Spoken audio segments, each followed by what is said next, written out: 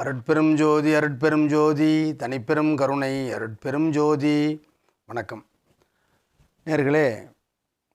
கட்டிடமா கட்டமா அப்படிங்கிற தலைப்பில் நம்ம வாஸ்துவை பற்றி பேசிகிட்டு இருக்கிறோம்.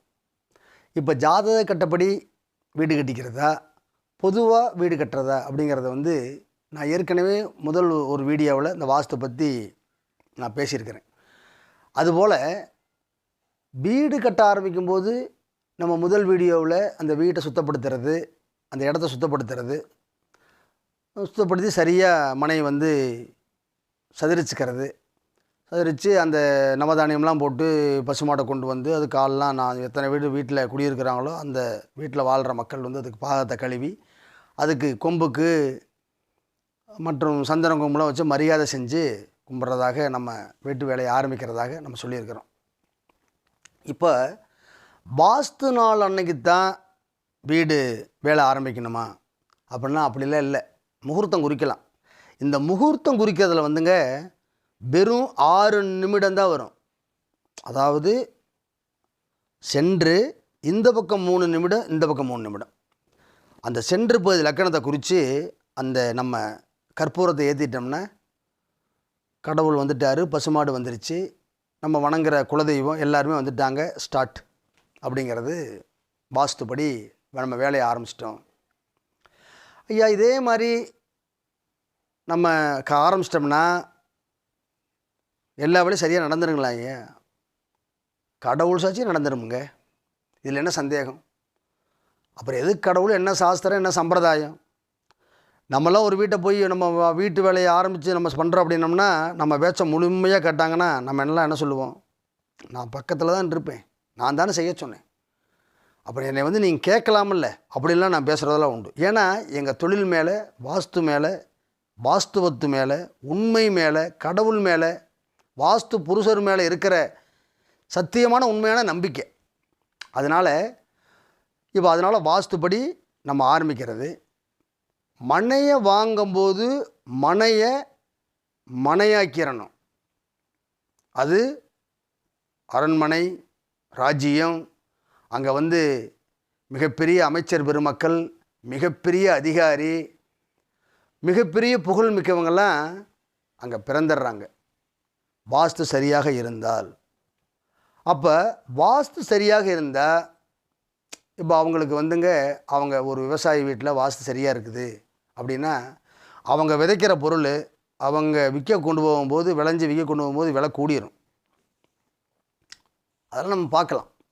அதே போல் அந்த பிள்ளைகள் வளர்கிற வளர்ச்சி, நடந்துக்கிற முறை, இதெல்லாமே நம்ம கவனிக்கலாம். வாஸ்து நல்லா இருந்தால் எல்லாமே சிறப்பாக இருக்கும். அதே போல் வீடு கட்டியாச்சிங்க, வாஸ்துப்படி வீடு கட்டியாச்சிங்க, அடுத்து என்னங்கய்யா பண்ணுறது? அடுத்து வீட்டில் வாழும்போதுங்க எக்காரணத்தை கொண்டும் வீட்டில் சத்தம் வரக்கூடாது. அமைதியான பேச்சு, அமைதியாக இருக்கணும். இப்போ அமைதியாக இருக்கணும்னா நம்ம வீட்டில் டான்ஸு, சிரிக்கிறது, டிவி பார்க்குறது, டிவி சவுண்டாக வச்சு கேட்குறது, இதெல்லாம் சவுண்டு இல்லை.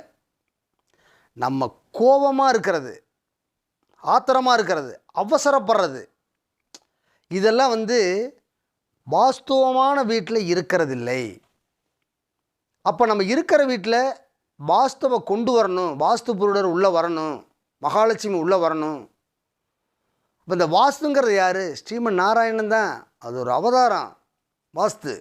அவர் நம்ம வீட்டில் பள்ளி கொண்டிருக்காரு. அவர் நம்ம வீட்டில் தங்க வைக்கணும். மகாலட்சுமியை, பரம்பொருளை, செல்வத்தை, 16 செல்வங்களை நம்ம வீட்டில் தங்க வைக்கணும். அதுக்கு வழி ஃபஸ்ட்டு வீட்டில் நல்ல வார்த்தைகளை பேசணும். அப்புறம் ஏதாவது ஒரு நல்ல நறுமணம் வாசம் நம்ம வீட்டில் வீசிக்கிட்டே இருக்கணும். ஒரு பத்தி ஏற்றி வைக்கலாம். வீட்டில் பெண்கள் மஞ்சள் தேய்ச்சி குளித்து மல்லிகைப்பூ வச்சுக்கலாம். தினமும் வீட்டில் விளக்கேற்றலாம். குங்குமம் குறையாமல் இருக்கணும்.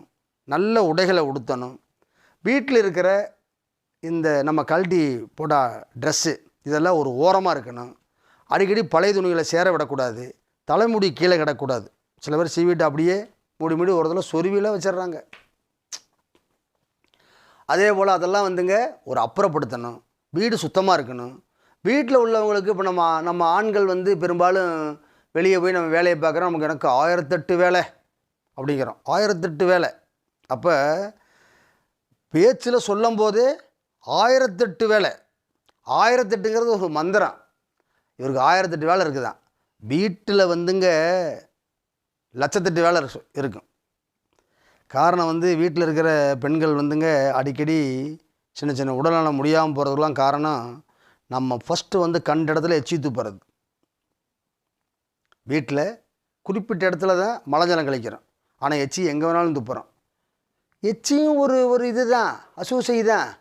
அதே வந்து ஓரமாக தானே துப்பணும். வழியில் நடந்து போகிறோம், நம்ம வாட்டுக்கு எச்சி துப்புறோம்.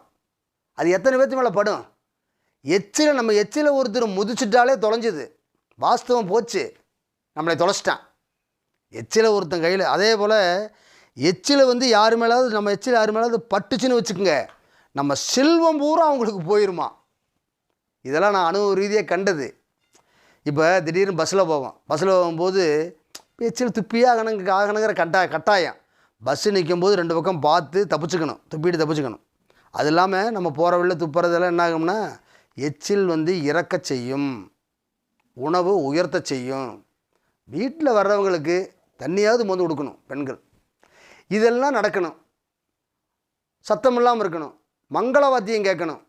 அது எந்த மதம், எந்த ஜாதி, எந்த இனமாக யாரோ இருக்கட்டும், வீட்டில் வந்து அமைதி வேணும், சந்தோஷம் வேணும். இந்த அமைதியும் சந்தோஷமும் எப்படி கிடைக்கும் அப்படின்னா வாசனையில் கிடைக்கிது. செண்டு கூட போடுங்க, வாசனையில் செண்டு போட்டுக்கலாம்.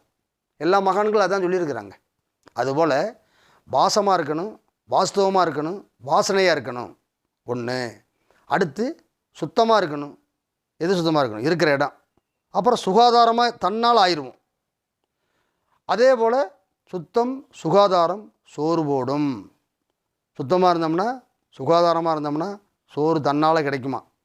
அடுத்து இப்போ நம்ம வாயில் வரக்கூடிய வார்த்தை, வாயில் ஊறுகிற எச்சை, அப்புறம் தனம், நம்மளுடைய உடம்பு, அப்புறம் நமக்கு முன்னாடி நடக்கிற செயல், இதெல்லாம் ஜாதக கட்டத்தில் 2ஆம் இடமாக வரும். நம்ம எந்த ராசி, எந்த லக்கணம், என்ன நட்சத்திரமாக கூட இருந்துக்கலாம். அடுத்த வீடியோவில் 27 நட்சத்திரங்களுக்கும் அவங்க எப்படி இருந்துக்கிறது, எப்படி இருப்பாங்க, எப்படி இருந்தால் வெற்றி அடையும் அப்படிங்கிற வீடியோலாம் நிறைய மைண்டில் ஓடிக்கிட்டே இருக்குது. எனக்கு நேரம்தான் கிடைக்கல உங்கள்கிட்டலாம் நிறையா பேசுகிறதுக்கு. அதனால் என்னுடைய வீடியோவை கடைசி வரலும் பாருங்கள். ஏதோ உங்களுடைய உயர்வுக்கு ஒரு சின்ன அந்த உந்துதலாக கண்டிப்பாக நம்ம இருப்போம். அதனால் வந்துங்க வீட்டில் சவுண்ட் இல்லாமல் இருக்கணும். அப்புறம் வீடு வந்து பளிச்சுன்னு இருக்கணுங்க. பளிச்சுன்னு இருந்தால் என்னங்க அப்படின்னா, பெரும்பாலும் வீட்டுக்குள்ளே அதிகபட்சம் இந்த வாழை இலை கலர் இருக்குல்ல, பச்சை கலர், அந்த கலர் சம்மந்தப்படணும், வெள்ளை கலர் சம்மந்தப்படணும், மஞ்சள் சம்மந்தப்படணும். இப்போ மஞ்சள் என்னங்க அப்படின்னா, காலப்புருஷருக்கு மஞ்சள் வந்து சேமிப்பும் பாக்கியமும். மேசன்தான் நம்பர் 1. அதே போல் வாழை இலை பச்சை என்னங்கய்யா, சுக்கிரனுடைய உண்மையான கலர் வந்து கொளுத்த பச்சை, கொழுந்து பச்சை, கண்ணை பறிக்கிற பச்சை. இதெல்லாம் வந்து சுக்கிரனுடையது. அப்போ அந்த பச்சை கலரை கொஞ்சம் எடுத்துக்கணும். அடுத்து மிதுனம். இப்போ மேசத்தில் வந்து நம்ம வந்து காலபுருஷருக்கு பாக்கியஸ்தானத்தையும், அந்த மஞ்சள் கலர் வந்து குருவுடைய வீடு, தனுசு வீடு. அதை சொன்னால் 12ஆம் இடம் வந்து மீன வீடாவெல்லாம் வரும். அது விரயமாலாம் இருக்கும். அது விரயம் அல்ல, அது வந்து சேமிப்பு, தூக்கம், அமைதியான தூக்கம். மஞ்சள் கலர் வீட்டில் இருந்ததுன்னா அமைதியான தூக்கம் வரும். 2ஆம் இடம் வந்து அப்போ அந்த காலபுருஷருக்கு 2ஆம் இடம் வந்து பச்சை, இந்த பச்சை கலர் சொன்னேன். அடுத்த கலர் வந்துங்க சந்தன கலர். அந்த சந்தன கலர் வந்து இந்த பச்சையும் வெள்ளையும் கலந்து மஞ்சளையும் உள்ளே ஊற்றுறோம். நல்லா கவனிச்சுங்க. பச்சை எடுத்துட்டோம், மஞ்சள் எடுத்துட்டோம், இப்போ வெள்ளை கலர் எடுக்கிறோம். வீடு பூரா வெள்ளை கலராக இருக்கணும். மிதுனமும் கன்னியும் எனக்கு தெரிய வெள்ளை தான். அப்போ இந்த 3 கலரையும் ஒன்று சேர்த்துனோம்னா என்ன கலர் வருங்க? லேசாக பழுப்பு நிறம் வரும். சந்தன கலர்னு சொல்லலாம். இந்த சந்தன கலர் கொஞ்சம் எடுத்துக்கணும்.